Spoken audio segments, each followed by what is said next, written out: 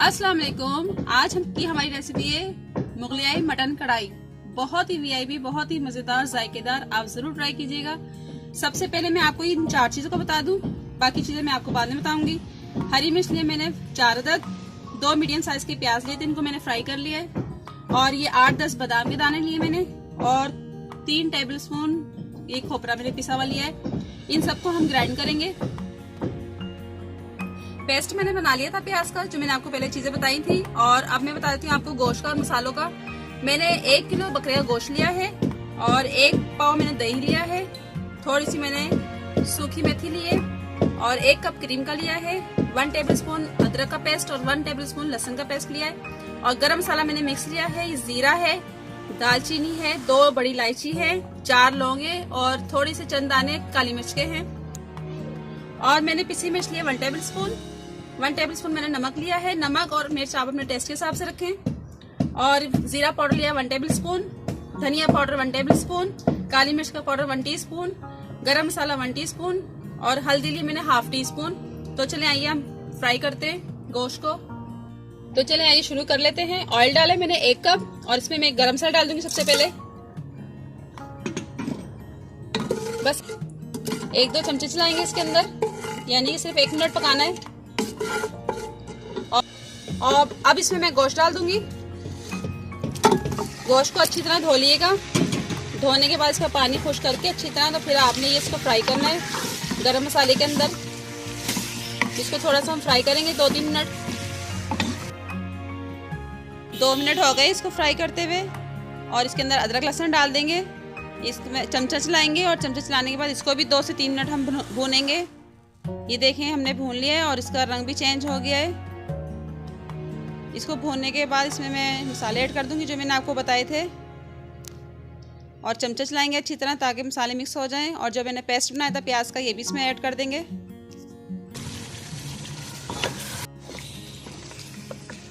और इसके अंदर अब दही डाल देंगे।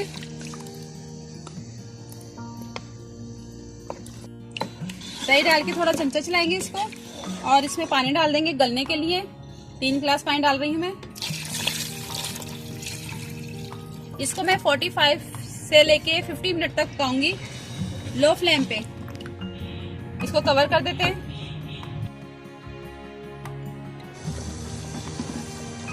थर्टी मिनट हो गए गोश्त पकते हुए।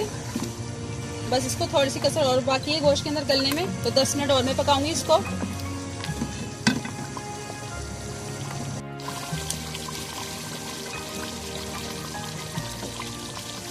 तो इसको 40 मिनट हो गए, बिल्कुल पूरे 40 मिनट बाद ये देखें बहुत अच्छा सा गल गया है।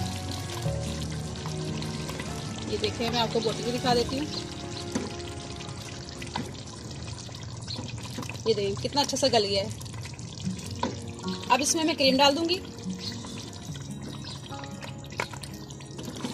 इसको 2 मिनट और पकाएंगे हम।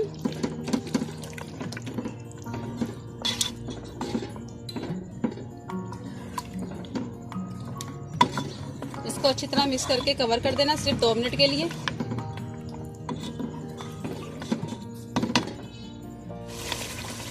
ये देखिए कितनी ज़बरदस्त बनी है। 2 मिनट हो गए क्रीम डाल के पकाने के बाद। इसको मैंने 2 मिनट पकाया था।